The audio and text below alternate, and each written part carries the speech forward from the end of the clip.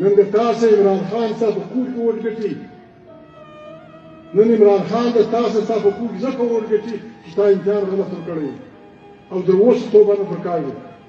موږ ډېر عمر راخوړنو شو نیولی. زموږ وطن پښتونستان ځکه نسو جوړ چې زموږ رهبري هلته غلطي وکړه، د لارې واوښتل، ګمراه شوله او موږ یې ناکه په ناکه د غلام قوم په شکل کې پاکستان کې پرېښود. هره بده موږ د خپله کوره یونټ چا جوړ کړ؟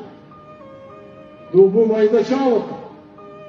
د پښتانه وطن د کیمبلپور فرید باچا خان نظربند، دا د بنو دغه برخه د پېښور برخه، دا ټک د پېښور د ضلع برخه، وفلا د پېښور لاندې، دا فیصلې هغه خلکو وکړي چې ځان یې د پښتنو رهبران دغه نن هم بیا د سپکې کوي، سپکې د هر چا ارزښت دی، د سپکې موږ نه کوو، لیکن موږ مجبور یو دا به خامخا وایو. فرنیه تر احمدشاه بابا لوی سړی،